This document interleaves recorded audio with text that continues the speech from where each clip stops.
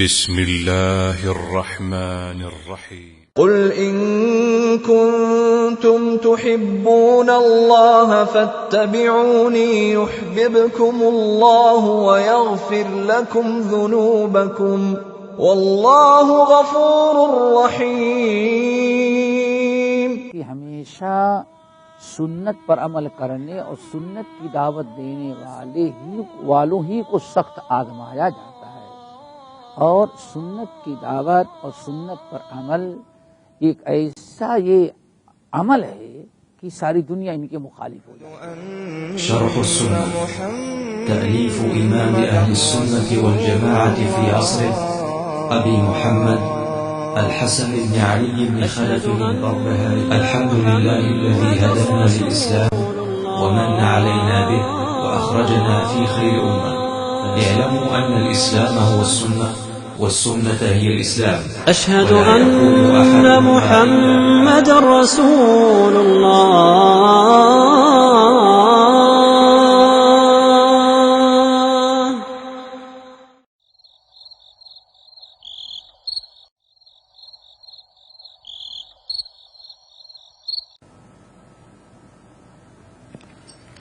چلو الحمد لله نحمده ونستعينه ونستغفره ونعوذ بالله من شرور أنفسنا ومن سيئات أعمالنا. من يهده الله فلا مضل له ومن يضلله فلا هادي له، وأشهد أن لا إله إلا الله وأشهد أن محمدا عبده ورسوله. يا أيها الذين آمنوا اتقوا الله حق تقاته ولا تموتن إلا وأنتم مسلمون.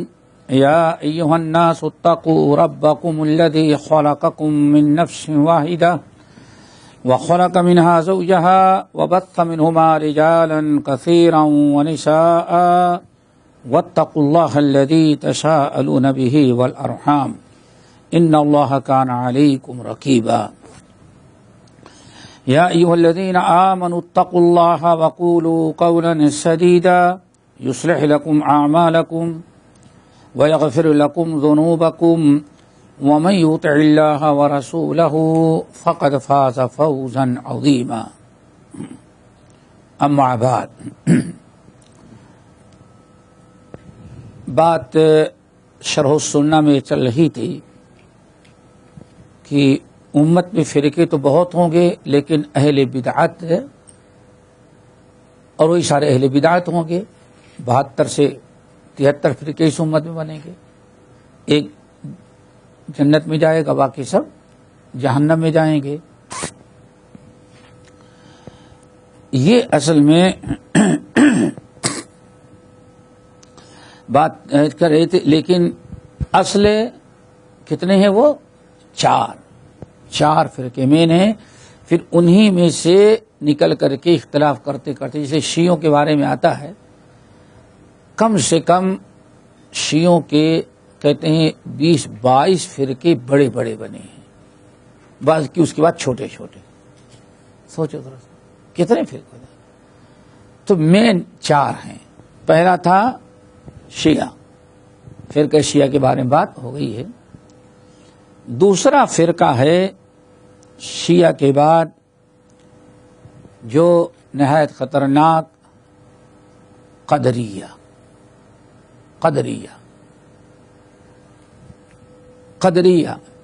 یہ فرقہ. اسلامی اسلام میں بنیادی عقائد جو ہیں ان میں ایک ہے ایمان بالقدر، قضاء و قدر پر ایمان رکھنا. ایمان کے 6 ارکان ہیں. جبرائیل امین جب نبی علیہ السلام سے سوال کیے، چند سوال کیے جو حدیث جبرائیل میں مذکور ہے، اس میں دوسرا سوال تھا مل ایمان، ایمان کیا ہے؟ تو جبرائیل اللہ کے رسول نے فرمایا ان تؤمن باللہ وملائکتہ وکتبہ ورسلہ والقدر خیرہ وشرہ والبعث بعد الموت. تقدیر پر ایمان رکھنا. یہ ایمان کا ارکان ہے. باتفاق علماء تقدیر کا منکر رکن کا انکار کیا اسلام سے خارج ہو جاتا ہے، کافر ہے.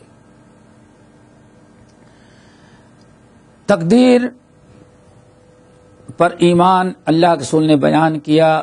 صحابہ نے کبھی ایک سوال کیا، ورنہ سارے صحابہ آمنا و صدقنا کہہ کے قبول کیے. چونکہ نبی علیہ السلام نے تقدیر کے مسئلے میں الجھنے، حجت بازی اور بحث کرنے سے منع کیا تھا. اور یہی اصل میں آمنا، اللہ اس کے رسول کی بات پر جب تک آدمی آمنا و صدقنا کہے گا، چاہے اس کے سمجھ میں آئے یا سمجھ میں نہ آئے، تبھی تک انسان صراط مستقیم پر. سنن نبی داؤد وغیرہ، ترمذی وغیرہ بڑی مشہور حدیث ہے، اس سے پہلے آپ لوگوں نے سنا ہے. ابن الدیلمی کہتے ہیں مجھے تقدیر کے بارے میں تھوڑا سا ڈاؤٹ ہوا. پڑھ چکے ہیں نا، تقدیر کے بارے میں تھوڑا سا ڈاؤٹ ہوا.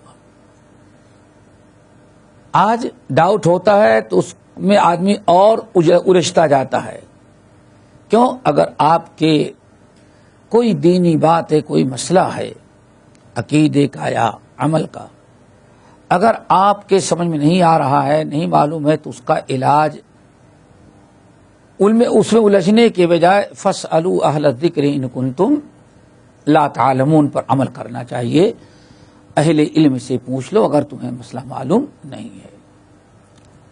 آج جتنے لوگ الجھے، ابھی ہمارے دور حاضر بر صغیر میں سر سید احمد خان سے لے کر کے جتنے لوگ الجھے ہیں، منکرین قرآن تک آ جائیں، ان کے دل و دماغ میں ایک شیطان نے وسوسہ ڈالا اور ایک خیال پیدا ہوا غیر شرعی کسی مسئلے میں، تو اس کو کسی عالم کے پاس بیٹھ کر کے اس کو حل نہیں کیا. فاسألوا اہل الذکر ان کنتم لا تعلمون. آپ پوری تاریخ پڑھ رہے ہیں سر سید احمد خان کی، ساری گمراہی کے ذریعہ کیا بنا. ہمارے اور آپ کے ذہن میں بھی دل و دماغ میں وسوسہ آ جاتا ہے. تو انہوں نے سب سے بڑی غلطی یہی کی کہ خود فیصلہ کرنے لگے اور فاسألوا اہل الذکر کو چھوڑ دیا. کسی سے مسئلہ انہوں نے نہ پوچھا. یہ مسئلہ آ گیا. ہاں، یہی سے بات بگڑتی ہے. اس لیے ہمیشہ ایمان، دین، عقیدے کی سلامتی کب تک ہے؟ جب آپ کے دل و دماغ میں کوئی بات نہ سمجھ میں آئے تو اس کو اپنے سے بڑے عالم کی طرف رجوع کرنا. فاسألوا اہل الذکر ان کنتم لا تعلمون. یہ ہے، فوراً رجوع کریں. ابن الدیلمی کا واقعہ بڑا مشہور ہے اور یاد ہو جائے گا آپ لوگوں کو. کہتے ہیں کہ میرے دل میں ایک تقدیر کے بارے میں کچھ ڈاؤٹ، آج کل ڈاؤٹ کہتے ہیں نا، شک شبہ نہیں کہتے، ڈاؤٹ پھر اور کیا ڈاؤٹ فل، ہاں نہیں بہت زیادہ، یہ ہے سمجھے نا، یہ ہوتا ہے. کہتے ڈاؤٹ ہوا تو ایک صحابی کے پاس گئے. اللہ اکبر. جانے کے بعد کہتے ہیں حضرت مجھے کچھ ڈاؤٹ ہو رہا ہے، شک شبہ، کچھ تھوڑا سا ڈاؤٹ ہے تقدیر کے مسئلے میں. صحابی نے کیا کہا؟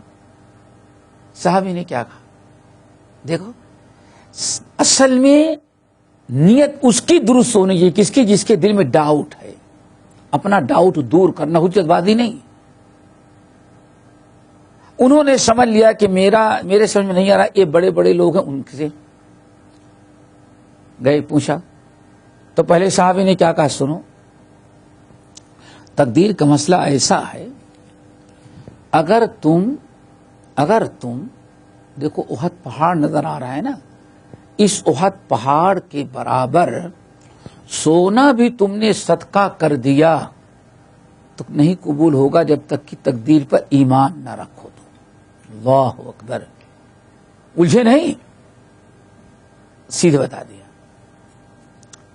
چلو سن لیا, یہ اللہ کے سننے میں فرمایا, سن لو, یاد رکھو. کہتے ہیں وہاں سے نکلا, ایک دوسرے صحابی کے پاس گیا, ان سے میں نے کہا بھائی ہم کو ایمان پر تھوڑا سا تقدیر میں تھوڑا سا ڈاؤٹ ہے. انہوں نے وہی کہا, ڈاؤٹ ختم کرو, یقین رکھو, ایمان رکھو. اللہ کی قسم, یہ احد پہاڑ ہے نا, اس احد پہاڑ کے برابر بھی تم صدقہ کر دو, تمہارا صدقہ اللہ قبول نہیں کرے گا جب تک کہ تمہارے دل میں تقدیر پر یقین نہ ہو. ڈاؤٹ ہے تو پھر کوئی قابل قبول نہیں. تیسرے کے پاس گئے, چوتھے کے پاس گئے, کہتے ہیں سارا شک شبہ اللہ نے ان علماء کی برکت سے نکال دیا. یہ طریقہ تھا کس کا؟ سلف کا. فاسألوا اہل الذکر ان کنتم لا تعلمون. اور آج یہ جتنے نئے نئے فرقے بنے, انہوں نے جو ایک چیز سمجھ لیا, اب وہ کتنا بھی ان کو ڈاؤٹ ہے تو ڈاؤٹ دور کرنے کے لیے اہل علم کی طرف رجوع نہیں, اپنے سے اور اس کو حل کرنا شروع کر دیتے ہیں. الجھتے تھے, شیطان اور الجھاتا جاتا ہے, یہاں تک کہ آخر میں کیا بن جاتا ہے, جس کو کہتے ہیں شیطان کی اتڑی. کہتے ہیں شیطان کی اتڑی اتنی گول مول بھیڑی ہوئی کبھی صحیح نہیں ہوتی. پڑھتے گئے. مثال دے رہا تھا سر سید احمد خان رہتے گا, جب انگریزوں کا جواب دینے کے لیے کھڑے ہوئے اور انگریز کا جواب دینے کے لیے کوئی قرآنی آیت پر اعتراض ہے, کیسے جواب دیں؟ اب اگر اس کا جواب نہ بن پڑا صحیح تو آیت کی ایسی تعویل کرو کہ جس سے سامنے والا خاموش ہو جائے, آیت کا معنی مفہوم باقی رہے یا بدل جائے.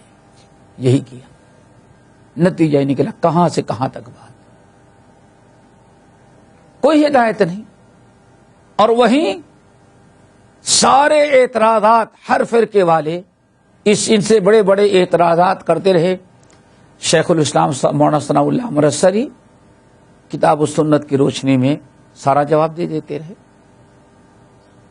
اور ایسا جواب دیا اتنا کہ ایک صاحب حنفی ہیں, کہتے ہیں اس بر صغیر میں قیامت تک آنے والے مسلمانوں پر مولانا ثناء اللہ مرسری کا احسان ہے, ورنہ مرتد بنانے کے لیے جتنی کوششیں اور تحریکیں چلی تھیں سب ختم ہو گئے ہوتے تو آج ہندوستان میں کوئی مسلمان, بر صغیر میں کوئی مسلمان باقی نہ رہتا.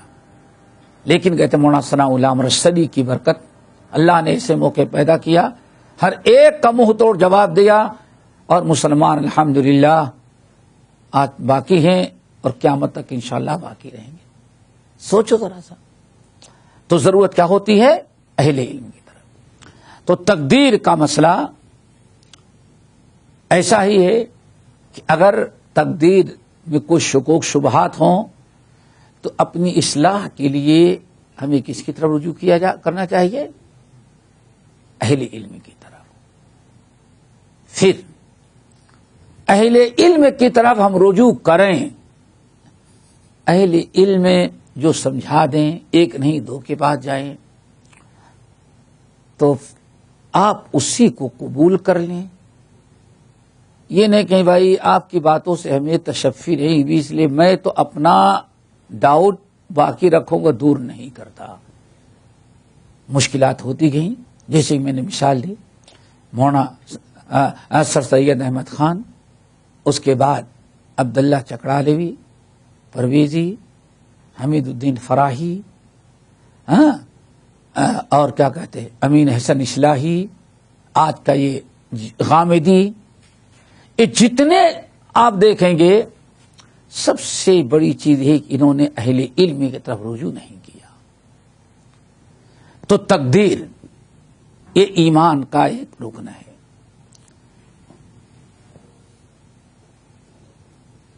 عبد الملک بن مروان کے زمانے میں تقدیر پر کچھ شک اور شبہ صحابہ کرام کے آخری دور میں شروع ہو گیا تھا. صحابہ کرام کے زمانے میں تقدیر میں شکوک شبہات یا انکار کا فتنہ کب سے شروع ہو گیا تھا؟ صحابہ کرام کے آخری دور میں شروع ہو گیا تھا. صحیح مسلم وغیرہ کی روایت، مشکات کتاب الایمان میں بھی ہے. حضرت عبداللہ ابن عمر ابن الخطاب رضی اللہ تعالی عنہما جیسے جلیل القدر صحابی موجود تھے، زندہ تھے. کچھ لوگ کوفہ وغیرہ سے حج کرنے کے لیے آئے تھے، تو ان کے ہاں ایک انکار تقدیر کا ایک فتنہ شروع ہو چکا تھا. کہتے ہیں وہاں کے حجاج بیچارے آئے حج کے لیے، تو سوچا کہ اللہ کے رسول کے صحابہ ملیں گے، ان سے پوچھیں گے. عبداللہ ابن عمر ابن الخطاب سے ان کی ملاقات ہو گئی. کہا عبداللہ ہمارے ہاں کچھ لوگ پیدا ہوئے ہیں، کہتے ان الامر انف، یہ ہر چیز اپنے سے نئے سرے سے پیدا ہوتی ہے. کیا مطلب تھا؟ ہمارا تقدیر یہ ہے، ہماری تقدیر یہ ہے، ایمان یہ ہے تقدیر کے متعلق کہ ہر چیز کا فیصلہ اللہ تعالی نے پہلے سے کر دیا. ایک اندازہ، ایک متعینہ پروگرام کے تحت اللہ تعالی نے کسی چیز کو متعین کر دیا ہے اور فیصلہ ہو گیا. مثال کے طور پر قرآن پاک کیا ہے، ما تسقط من ورقۃ، لوگوں درخت کا پتا بھی نہیں گرتا مگر اسی وقت جب اللہ تعالی نے ازل سے اس کا وقت لکھ دیا تھا. یہ درخت کا فلاں درخت کا فلاں پتا فلاں دن اتنے بج کے اتنے منٹ پر فلاں جگہ گرے گا. جو کچھ دنیا میں ہو رہا ہے سب کچھ اللہ نے اس کو پہلے سے لکھ دیا ہے. اسی وقت کو تقدیر کہا جاتا ہے. لیکن صحابہ کرام کے آخری دور میں کیا قیدا پیدا ہوا؟ نہیں، صحابہ کرام کے آخری دور یہ عبداللہ ابن عمر کے سامنے یہ پیدا ہوا آخری دور صحابہ میں کہ ان الامر انف، یعنی انف یہ اس کا اپوزٹ ہے. کیا مطلب؟ نہیں، پہلے سے کوئی چیز لکھا اکھا کچھ نہیں ہے. بندہ جب کچھ کرتا ہے تو اللہ نئے سرے سے اس وقت لکھوا دیتے ہیں. ہاں، نئی بات سنیے. قرآن پاک کیا کہتے ہیں؟ یعلم ما بین ایدیہم وما خلفہم. ان کا کیا کرنا؟ نہیں، کوئی اللہ مر گیا تو اللہ نے پہلے سے لکھا نہیں تھا کہ ہاں یہ اتنے بج کے اتنے منٹ میں لکھے گا. اب یہ مر گیا پھر اللہ تعالی لکھتے ہیں. یعنی تقدیر، اس کو انف کیا کہتے ہیں؟ انف، حمزہ نون فا. قرآن پاک میں آنفن ہے نا، آنفا، یہ ہے انف جدید. عبداللہ بن عمر سے پوچھا کہ ایسے لوگ پیدا ہو گئے ہیں جو کہتے ہیں ہر چیز پیدا ہوتی ہے تب اس اللہ کو پتا چلتا ہے، پہلے سے اللہ نے لکھا نہیں ہے. تو حضرت عبداللہ ابن عمر نے تقدیر پر ایمان رکھنے کی تلقین کی اور کہا دیکھو یہاں سے جانا تو ان بدبختوں کو میرا سلام نہیں کہنا، ان کو گمراہ اور مضل قرار دیا. پیدا تو ہو گیا تو اس وقت سے، لیکن باقاعدہ ایک منظم انداز سے ایک فرقے کی شکل میں خلیفے عبد الملک بن مروان کے زمانے میں ایک شخص معبد الجہنی، معبد عین کے ساتھ، معبد الجہنی، یہ یاد رکھنا، پیدا ہوا، جس نے سب سے پہلے انکار تقدیر کا عقیدہ ایجاد کیا. معبد الجہنی. عبد الملک بن مروان کا دور خلافت جو ہے 65 سے لے کر کے 86 تک، یعنی تقریباً 20 سال 26 سمجھ گئے نا. اس اسنا میں یہ پیدا ہوا کون؟ معبد الجہنی. اس نے کہاں سے عقیدہ سن لیا؟ کہتے ہیں امام اوزاعی رحمت اللہ علیہ، امام اوزاعی بہت بڑے فقیہ اور عالم ہیں، یہ کہتے ہیں معبد الجہنی نے تقدیر کے انکار کا عقیدہ 100 سن سین واو سین نون، سوسن نامی ایک عیسائی تھا، اس سے سیکھا. سوسن نامی ایک عیسائی تھا جو کچھ دن تک مسلمان بنا رہا، پھر اس کے بعد مرتد ہوا اور تقدیر کا مسئلہ ایجاد کیا. لیکن جب مسلمان تھا تو بہت سارے لوگ نو مسلم سمجھ کر اس کا ساتھ دیتے رہے، اور جب راہ ہموار ہو گئی تو اس نے سازش کے تحت تقدیر کا انکار شروع کر دیا. معبد الجہنی اس کا شاگرد تھا. معبد الجہنی اس عیسائی سوسن کا شاگرد تھا. اس طرح سے تقدیر انکار کا سلسلہ جاری ہوا اور یہ برابر چلتا رہا. کہا جاتا ہے، اب ایک مثال، اسی فرقہ قدریہ جب تقدیر کے مسئلے کا انکار اور تقدیر پر ایمان و یقین نہ رہ گیا تو اس فرقہ قدریہ سے 2 بڑے فرقے پیدا ہوئے. 2 بڑے فرقہ پیدا ہوئے. کہتے ہیں ایک فرقہ تو معتزلہ ہے اور دوسرا فرقہ جبریہ ہے. قدریہ اور جبریہ.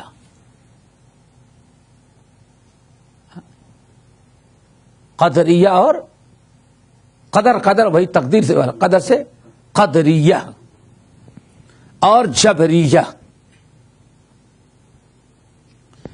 لیکن دونوں میں بڑا فرق ہے.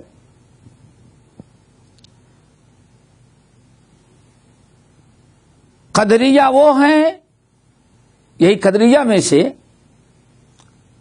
ایک فرقہ جس نے تقدیر کا انکار کیا کلی طور پر، انہی کو آگے چل کے معتزلہ کی شکل میں وجود میں آئے.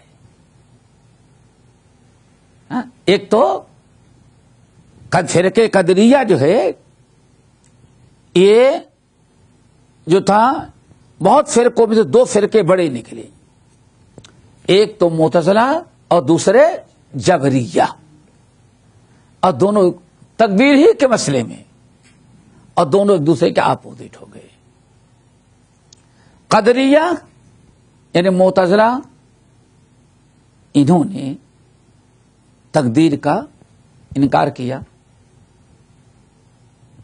اور اب اسی تقدیر کا انکار کرتے کرتے یہ بھی انہوں نے اپنا عقیدہ بنا لیا کہ اب ذرا سوچیں ہم کیا کہتے ہیں، ہمارا عقیدہ کیا ہے. ہم بیٹھ کے درس لے رہے ہیں تو یہ بھی اللہ نے تقدیر میں لکھا ہوا ہے. ٹھیک ہے نا، یہ کیجا ہے نا. نماز پڑھے اللہ کے فضل و کرم سے تو اللہ نے ہمارے تقدیر میں لکھا ہے.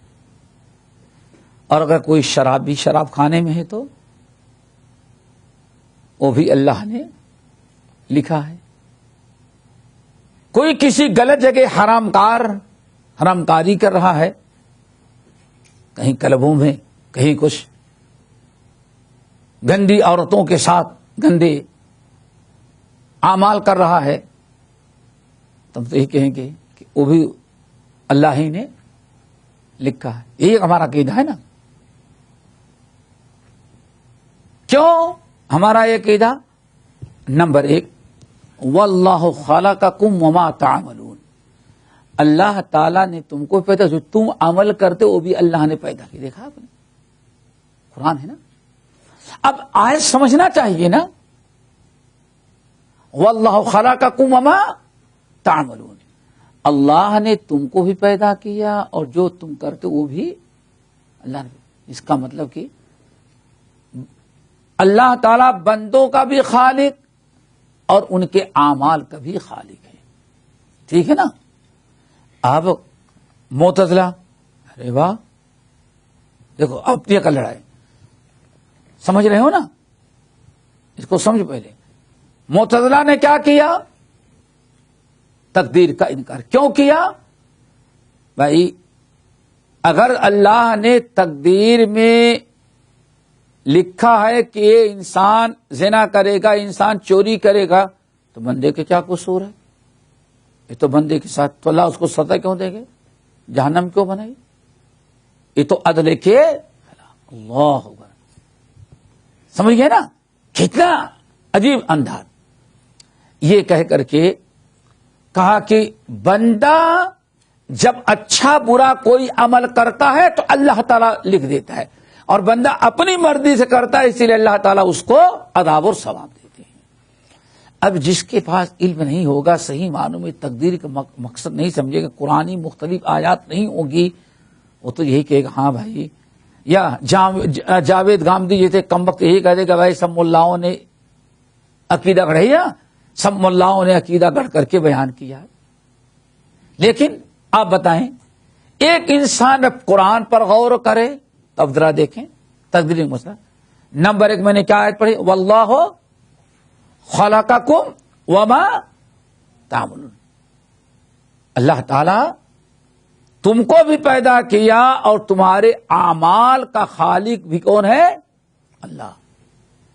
اب قرآن نے تو واضح کر دیا، جیسے ہم اہل سنت والجماعت کا عقیدہ کہ واقعی بندہ عمل کا پیدا کرنے والا بندہ نہیں بلکہ اللہ ہے.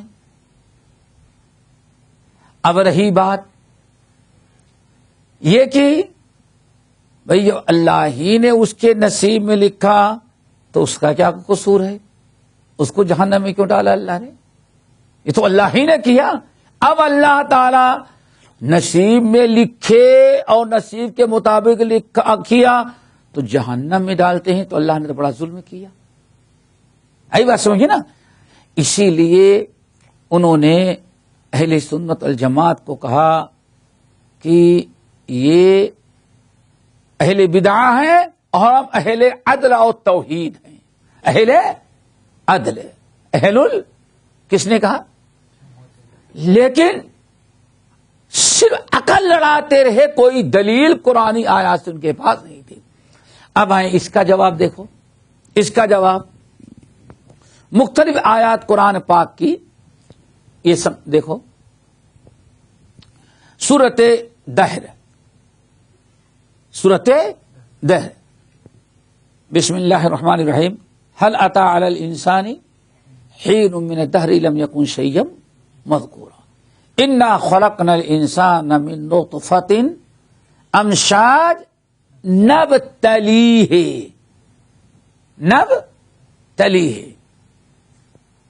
ہم نے انسان کو ملے ہوئے پانی، مرد اور عورت کے پانی سے ملے ہوئے سے پیدا کیا.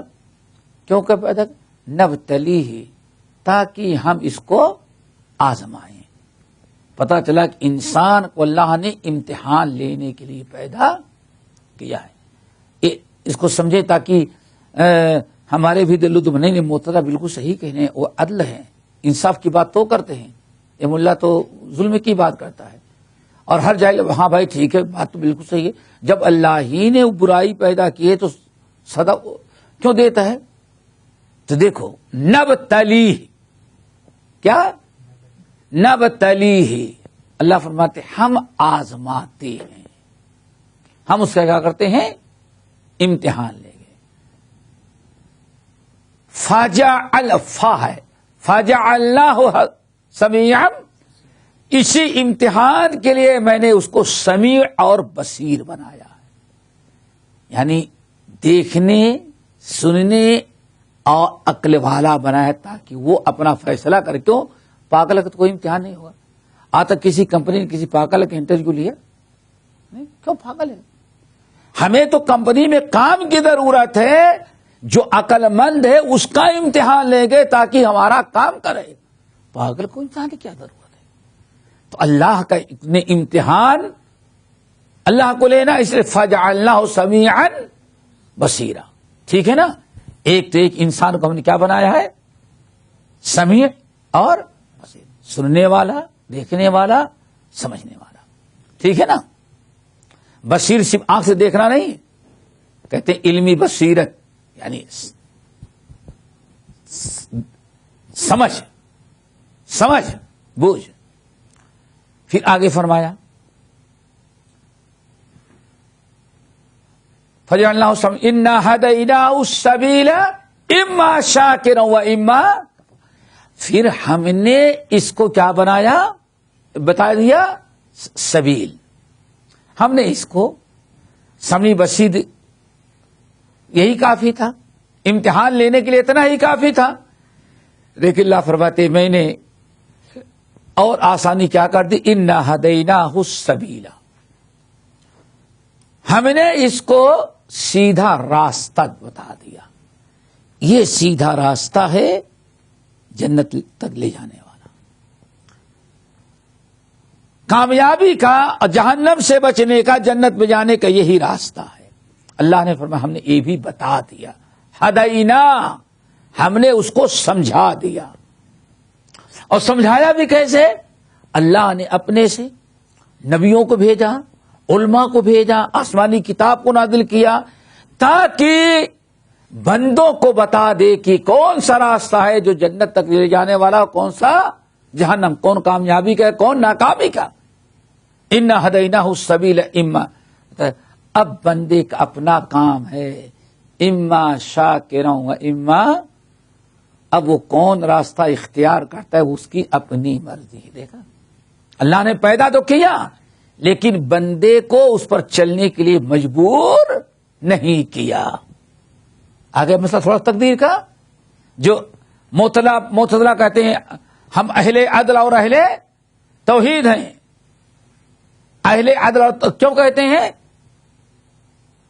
کیوں کہتے ہیں؟ اس لیے کہتے ہیں کہ اگر اللہ تعالی ہی نے برائی بھی پیدا کی اور بندہ کرتا ہے تو اللہ کا بندے کیا قصور؟ تو اللہ نے اس کو اس لیے پیدا کیا. پھر اللہ جہنم میں ڈالے گا تو اس کے ساتھ ناانصافی ہوگی. یہ سارے لوگ آج تک پبلک کو بیوقوف بناتے رہے اور ناانصافی کر رہے ہیں. اللہ تعالیٰ کسی کے ساتھ زیادتی نہیں کرنا. اللہ کے گستاخ، قرآن کے گستاخ سب کچھ بنا دیا اور اپنا کیا بن گئے؟ آج جیسے قبر کی پوجا بھی کرتا ہے غیر اللہ کو، وہاں بھی کہہ کے مسلمانوں کو، اہل حق کو وہاں بھی کہہ کر کے بنا.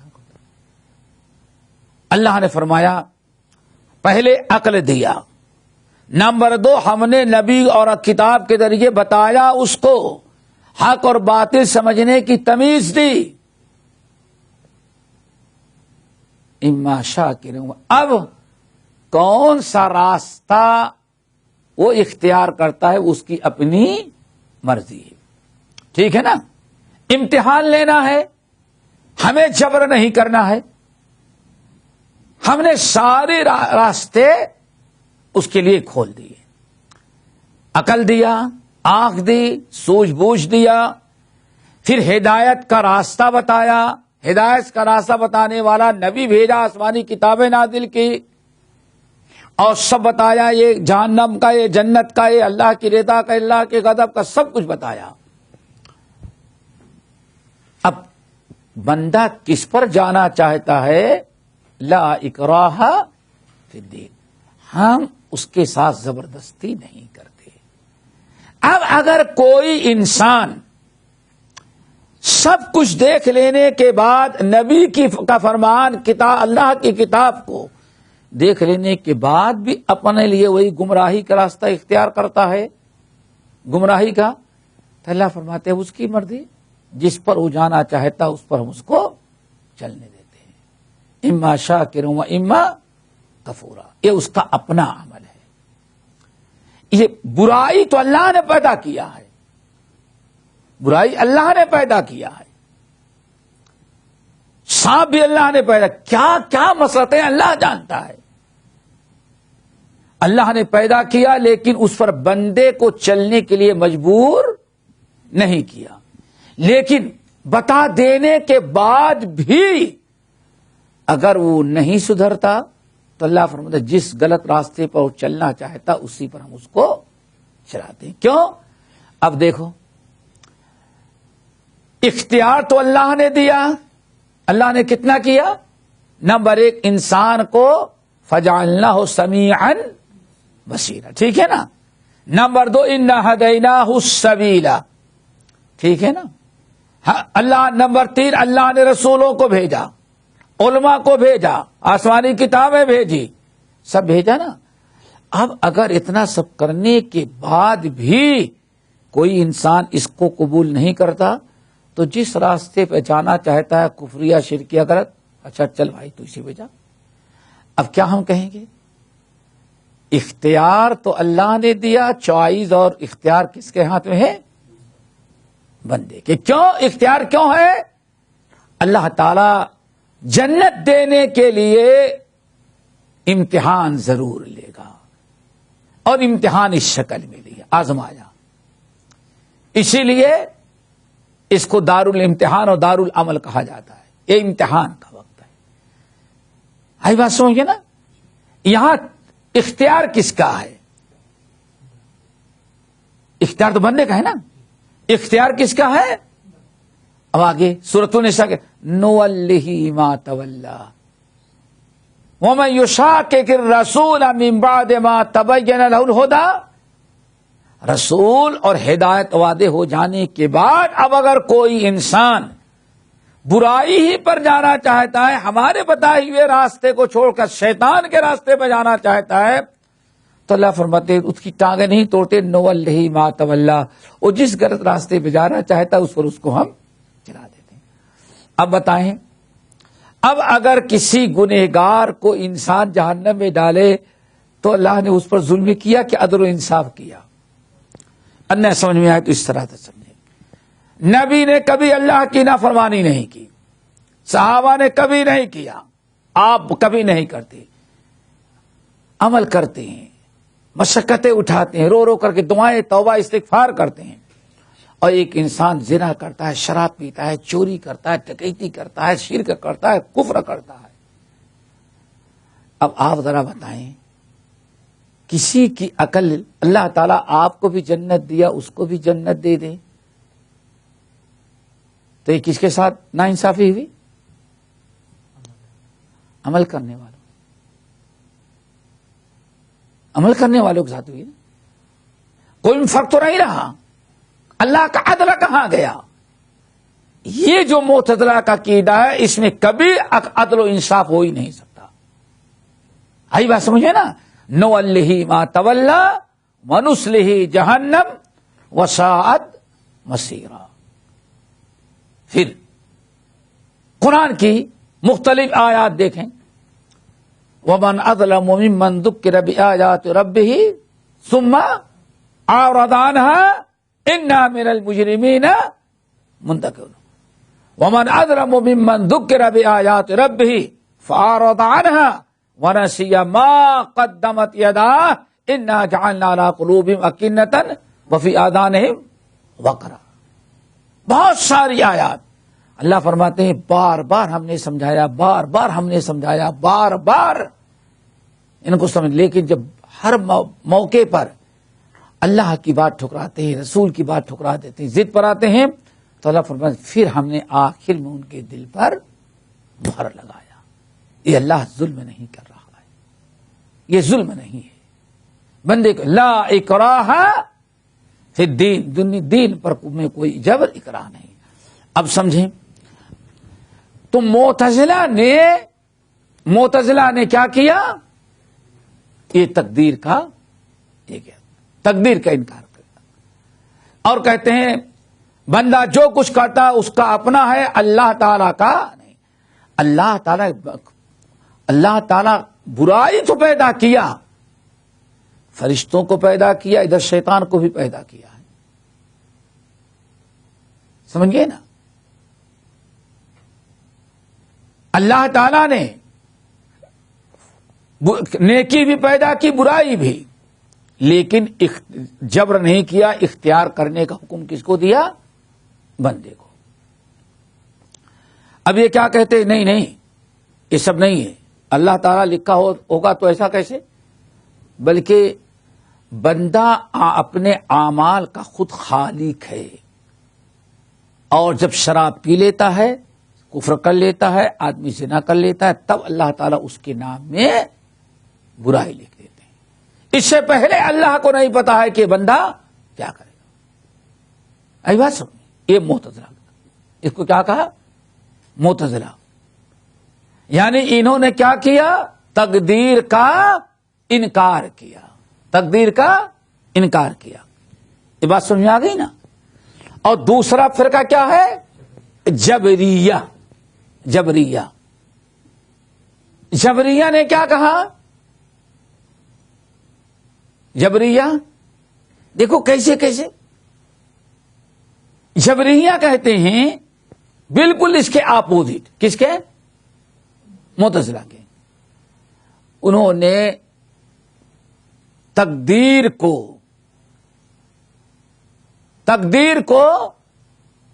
جبر قرار دیا۔ کیا مطلب؟ اللہ تعالی نے بندے کو کہ لکھ دیا کہ یہ بندہ شراب پیے گا، تو اللہ تعالی نے اس کو شراب پینے پر مجبور کیا۔ اللہ تعالی نے پلایا نا اس کو۔ اس کیا ہے؟ یہ جبر ہے، یعنی بندے کے ساتھ کیا ہے؟ یہ جبر ہے۔ آئی بات سمجھے نا؟ یہ جبر ہے۔ دیکھو ایک ہی مسئلہ ہے تقدیر کا، دونوں فرقے بڑے ایک دوسرے کے اپوزٹ ہی ہیں۔ ایک تقدیر ہی کا انکار، اور دوسرا تقدیر کو جبر قرار دیا کہ بھائی جب اللہ رب العالمین نے اس کے نصیب میں کفر ہی لکھا ہے، اس کے نصیب میں زنا ہی لکھا ہے، اس کے نصیب میں شراب پینا لکھا ہے، تو پینا ہی پینا ہے، اس کو کرنا ہی کر رہا ہے۔ اب اس عذاب کا کیسے؟ تو اللہ تعالیٰ نے اس پر ظلم کیا عذاب، کیوں؟ اس نے اللہ جیسے اللہ نے لکھا ویسے اس نے کیا۔ اس کو کیا کہتے ہیں؟ جبریہ۔ سمجھ گئے نا؟ پھر اب یہ دو ہیں معتزلہ اور جبریہ، یہ تو قدریہ کے دو بڑے فرقے۔ اب انہی سے اور نکلتے ہوئے بہت سارے فرقے ہو جاتے ہیں۔ آگے بات سمجھیں، قدریہ کے دو بڑے فرقے معتزلہ اور جبریہ، پھر ان سے بہت سارے، اور جب یہ فرقے پیدا ہوئے الحمدللہ اہل الحدیث اسی وقت محدثین کھڑے ہوئے اور ان کی تردید میں کتاب میں لکھنا، امام بخاری رحمۃ اللہ نے کتاب خلق و افعال العباد۔ کیا؟ خلق و افعال العباد۔ سمجھئے نا؟ اللہ تعالی ہی نے بندوں کے اعمال کا، عمل کا بھی خالق کون ہوتا ہے؟ اللہ، لیکن عمل کرنے والے کو اس برائی پر عمل کرنے کے لیے مجبور نہیں کیا، نمازی کو نماز پڑھنے پر مجبور نہیں کیا۔ سمجھئے نا؟ کسی نماز پڑھی تو ٹھیک ہے، اور کوئی نہیں پڑھا ہے تو اللہ تعالیٰ کو جواب دے گا وہ۔ آئی بات سمجھے نا؟ اللہ تعالیٰ زبردستی فرشتوں کو بھیج کر کے کسی بے نمازی کو پکڑ کے مسجد لانے کا حکم نہیں دیا۔ تو تقدیر میں یہ دو فرقے جبریہ اور معتزلہ۔ اب اس کے علاوہ بہت سارے فرقے ہو گئے۔ نمبر 3، تیسرا فرقہ اس کو بھی بہت سمجھنے کی ضرورت ہے، اور جس سے بہت نکلے اور نکلتے ہی جا رہے ہیں. اور آج بھی فرقے دن بدن مختلف ناموں سے پیدا ہوتے رہے. خوارج. کون؟ خوارج. ان کے بارے میں تھوڑی سی بات گزر چکی ہے. خوارج کا کیا عقیدہ ہے؟ نمبر 1، اللہ اکبر، سب سے بڑا کارنامہ ان کا جو یہ سمجھتے ہیں، حکام جو ہیں جب تک ان کو حکومت نہ ملے تب تک حکام کے خلاف خروج کرنا، یعنی ان کے مقابلے میں کھڑا ہونا، ان کی کرسی چھیننے کی کوشش کرنا. چنانچہ یہ فرقہ، پہلے بات گزر چکی ہے، حضرت علی رضی اللہ تعالی عنہ اور امیر معاویہ کی جب مصالحت ہو گئی تو حضرت علی رضی اللہ تعالی عنہ اور معاویہ کے جماعت رضی اللہ تعالی عنہ کے جماعت سے کچھ لوگ نکلے اور کہا یہ دونوں کافر ہیں، اور جو ان کو اپنا خلیفہ مانے وہ بھی کافر ہیں. اور اس طرح سے انہوں نے خروج کیا. حضرت عثمان بن عفان پر جنہوں نے خروج کیا اندر اسی قسم کے معاملات تھے. تو یہ خوارج ہیں. ایک کام تو ان کا یہ ہے کہ ہمیشہ کتنا بھی دیندار، پرہیزگار، متقی، عدل انصاف کرنے والا حاکم ہو، بادشاہ، یہ کتنے بھی اتفاق و اتحاد کے ساتھ ملک ہو، ان کا کام ہوتا ہے کرسی چھیننا اور حاکم وقت کو ختم کرنا اور خود حکومت کرنا. یہ ان کا پہلی حرکت ہوتی ہے. اور اس میں اتنا غلو کرتے ہیں یہ. ابھی کل آپ لوگوں نے پڑھا ہوگا،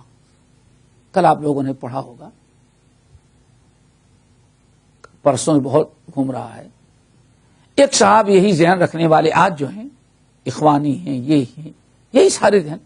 سب سے بڑی علامت ان کی کیا ہے خوارج کی؟ سب سے پہلے کس پر اٹیک کرتے ہیں؟ حکومت کے خلاف ورگلا کر کے لوگوں کو ہنگامہ کرنا، امن و امان برباد کرنا. اس سلسلے میں کافر سے کافر انسان کے دوست بنا لیتے ہیں. لیکن حاکم جو ہوگا وہ ولی بھی ہو تو کبھی اس کو مسلمان سمجھنے کے لیے اس کو واجب القتل سمجھتے ہیں. چنانچہ حضرت علی رضی اللہ تعالیٰ عنہ سے بڑا بھی کوئی امانت دار، دیانت دار ہو سکتا ہے، لیکن خارجی یوں نے خروج کیا اور قتل کیا. بلکہ حضرت علی کا جو قاتل تھا، سمجھ گئے نا، اس کو جب گرفتار کر کے گردن مارے تو ہنس رہا تھا اور کہتا تھا میں بہت خوش ہوں، میں نے دنیا کے سب سے بڑے کافر کو قتل کر دیا. یہ کہتا تھا کم وقت حضرت علی کا جو قاتل تھا. سمجھئے نا. آج آپ جانتے ہیں الحمدللہ جن ممالک میں ہیں مسلمان حکام ہیں اور دینی دنیاوی اعتبار سے رعایا کا ہر قسم کا خیال. ابھی جانتے ہیں کرونا وائرس میں دیکھا ہوگا، ہر انسان کو احساس ہوا کہ دنیا میں کسی ملک نے اتنے اچھے انتظامات اپنے مریضوں کے لینے کی جتنا انہوں نے کیا ہے. سمجھے نا. سپر پاور ملک کا صدر بھی کہتا ہے ڈیٹول پیو اور ختم. سوچو ذرا سا. ہاں، دوسرا سپر پاور ملک کو خواب دیکھنے والا ہم کرونا سے مقابلہ کریں، گو کرونا کا نعرہ لگا رہا. آخر کیا ہوا؟ اب سب گو کرونا ختم ہو گیا. ہاں، انسان 2 مہینے سے شاید کم وقت بال کٹانے کے لیے نہیں گیا. کہاں گیا وہ؟ گائے کا پیشاب بھی کام میں نہ آیا. اور پہلے کیا کہا؟ کرونا کیا چیز ہے؟ گائے کا پیشاب پیو اور چنگے ہو جاؤ گے. یہی سوچو. اب سوچو آج دنیا میں کسی بھی ملک کے اندر کوئی غیر مسلم تنظیم بھی اپنے غیر مسلم حکام کی اتنی برائی نہیں کرتی ہوگی جتنی آج خارجی مسلمان حکام کی برائی کرتے ہیں. اور جو ان کا اپنا ہو، کل کا سنا ہوگا یا پرسوں واٹس ایپ پر گھوم رہا ہے، ایک انسان چہرے پہ داڑھی نہیں، عورتوں سے معانقہ کرتا ہے، مسجدوں میں شراب بک رہی ہے. بس دعا دے رہا ہے کہ اس زمانے میں اگر اللہ تعالی کسی کو حکم دیتا سجدہ کرنے کا تو میں ان کا سجدہ کرتا. پھر آگے کیا؟ یہ انبیاء کے مقام، اللہ اکبر، ان کا اس وقت مقام کیا ہے؟ اپنے دور میں انبیاء کا مقام، شہداء کا، ولیوں کا مقام ان کا یہ ہے. اللہ اکبر. ذرا سوچا انسان، یہ ایک خارجی ذہن، اگر ان کی تائید میں بے ایمان ہے تو بے ایمان کو بھی نبی بنا رہے، نبی کا مقام دے رہے ہیں. اور اگر ان کے برخلاف ان کے افکار اور ان کے طور طریقے سے خوش نہیں ہے، سمجھ گئے نا، غلط کہتا ہے تو اگر وہ 100 مسلات کا کتنا بھی پابند ہو تو اس کو مسلمان سمجھنے کے لیے اس کو کافر ہی کہنے کے لیے. اسی لیے حرم کے اندر حملہ کروایا کہ سب کافر ہیں. یہ ذرا سمجھو. تو خوارج کا سب سے پہلا قدم کیا ہوتا ہے؟ سب سے پہلا پروپیگنڈا حکومت حاصل کرنا. لیکن کیسے حاصل کریں؟ حکام اور حکام کے ماتحتی میں رہنے والوں کو کافر مرتد قرار دینا، پھر کہتے ہیں کافر کو قتل کرنا جائز. آگے بات سمجھ میں. ایک تو یہ حضرت علی رضی اللہ. لیکن یہاں ایک بڑی عجیب سی بات ہے، اس کو یاد رکھو. شیطان کا مکر ڈرا دے. یہ جو اسلامی فرقوں کی بات ہو رہی ہے، اہل بدعت کی، یہ ایسا فرقہ ہے کہ اس سے زیادہ نہ کوئی نماز پڑھتا ہے، نہ ان سے زیادہ کوئی تلاوت کرتا ہے، ان سے زیادہ دین کا نام کوئی نہیں لیتا. نماز کیسے پڑھتے ہیں؟ اللہ کے رسول ان کی نماز دیکھو گے تو تم کو یار نماز تو اس کو کہتے ہیں، میری نماز تو کسی کام کی ہے ہی نہیں. روزہ دیکھو تو کیا کہنا؟ یہ بڑی اہم چیز ہے، سمجھو. اور جب قرآن کی تلاوت کریں گے تو معلوم پڑتا ہے کہ ان سے اچھی تلاوت کرنے والا کوئی دوسرا نہیں. اور ایسے مخرج ادا کریں گے اور حروف کی ایسی ادائیگی کریں گے، اتنی ٹھیک ٹھاک کی معلوم پڑتا ہے کہ جس طرح سے تم تیر چلانے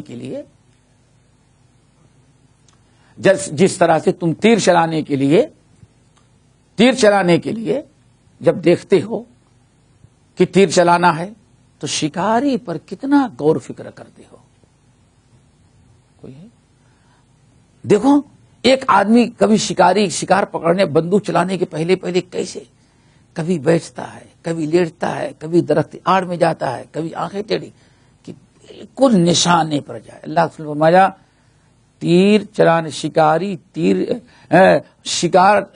شکار کھیلنے مارنے کے لیے اتنی محنت نہیں کرتا نشانہ لگا صحیح کرنے میں جتنا یہ قرآن کے حروف کی ادائیگی اور مخرج کا خیال رکھیں گے. بڑے اچھے ہوں گے. لیکن کتنی پیاری اللہ سے نے کیا فرمایا؟ لا یجاوز حنا، لیکن سب یہیں تک ہوگا، یہاں اس کے نیچے نہیں جائے گا. کیا مطلب ہے؟ یہیں تک ہوگا، اس کے نیچے نہیں جائے گا. لا یجاوز طرح کیوں؟ حلق کے نیچے جائے گا ہی نہیں، بس زبان تک. کیا مطلب ہے؟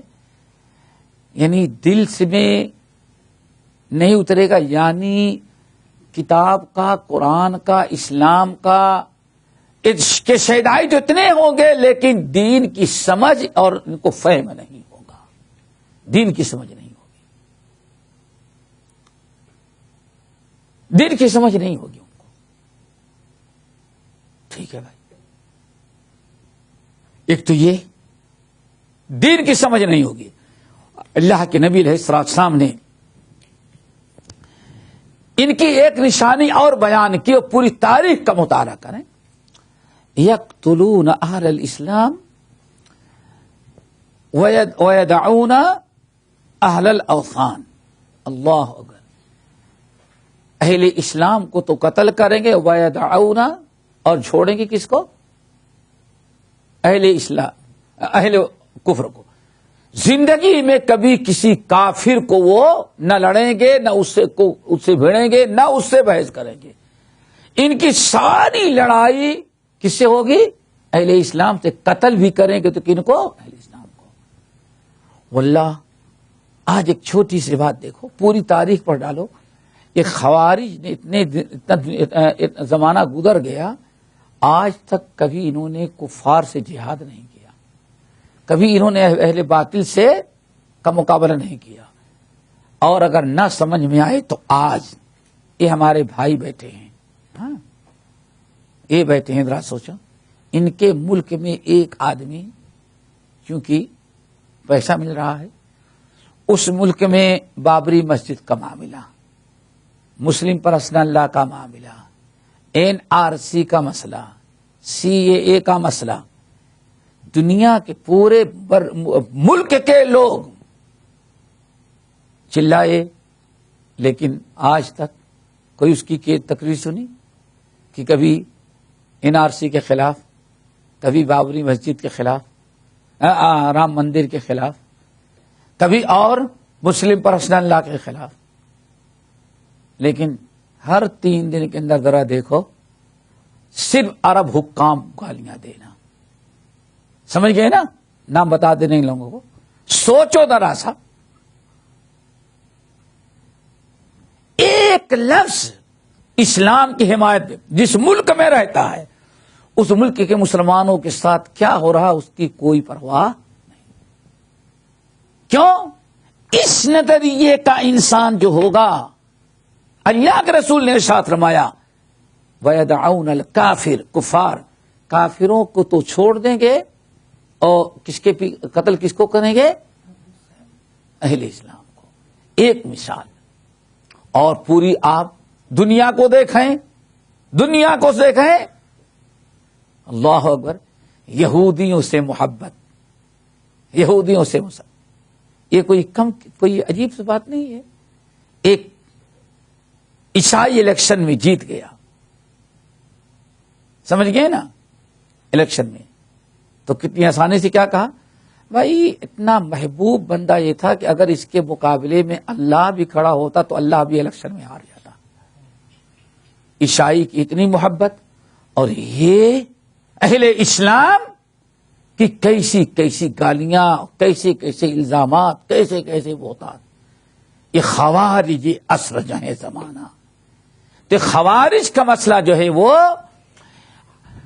ہمیشہ یاد رکھنا. یہ کبھی نہیں کہنا کہ فرقے تھے چلے گئے. یہ معتزلہ فکر رکھنے والے بھی آج، جہمیہ فکر رکھنے والے بھی ہیں، قدریہ فکر رکھنے والے بھی ہیں، اور خوارج سب سے بڑی تعداد میں ہمیشہ رہے ہیں. آج بھی آپ ذرا دیکھیں خوارج کا معاملہ کتنے آسانی سے آپ سمجھ سکتے ہیں. اپنے آنکھوں کے سامنے آج تک کسی مندر میں نہیں گیا، کسی چرچ میں نہیں دھماکہ کیا ہوگا، لیکن ان کے نزدیک مسجد نبوی اور حرم بھی، کیوں؟ اللہ کا گھر تو ہے لیکن کافروں کے قبضے میں ہے، وہاں یہ بھی ان کے ہاں جائے. ذرا سوچو، کبھی آپ نے ان لوگوں کو دیکھا؟ یہ ہے خوارج. تو خوارج جو ہیں یہ پھر ان کے اندر بھی بہت سارے فرقے پیدا ہو جائے، اسی خارجی فرقوں سے اور فرقے نکل. لیکن یہ مین خوارج جو ہیں وہ یہی ہے ان کی سب سے. اچھا ایک چیز اور یاد رکھیے گا، وہ بڑی عجیب سی بات ہے. اہل بدعت میں جب اختلاف ہوتا ہے، اہل بدعت یا یہ باطل فرقے، گمراہ فرقے جو ہیں، ان میں جب کوئی اختلاف ہوتا ہے تو ایک فرقے کتنی بھی لڑائیاں ہو، ایک فرقے سے 10 فرقے بن جائیں، لیکن وہ فکر گمراہی کی جو ہوتی ہے اس سے کبھی الگ نہیں ہوتے۔ دیکھو تمہارے ہاں خلافت کے نام پر تحریک چلی، ہاں خلافت لائیں گے، ہند پاک کے اندر یہ ہے نا، خلافت لائیں گے، اس سے کتنی جماعت بن گئی، فکر وہی ہے، لیکن وہاں سے اختلاف یا تو اس کی بنا پر ہوا، اس کی بنا پر ہوا۔ ڈاکٹر اسرار احمد نے کیا کیا؟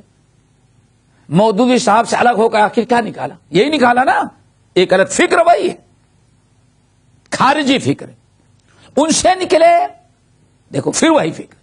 تو یہ کتنے بھی نکلیں، لیکن یہ فکر جو ہوتی ہے سب کے اندر، کیوں؟ وہ ذاتی اختلافات کی بنا پر الگ ہو جاتے ہیں، پھوٹ پڑتی ہے، یا کہیں تھوڑا سا کسی مسئلے میں، لیکن فکر جو ہوتی ہے خارجیت کی وہ باقی رہتی ہے۔ تو انشاءاللہ ابھی اس کی اور کچھ فرقے اس سے نکلے ہوئے، کس سے؟ انشاءاللہ اگلے میں۔ ہاں چلو۔ اشہد ان محمد رسول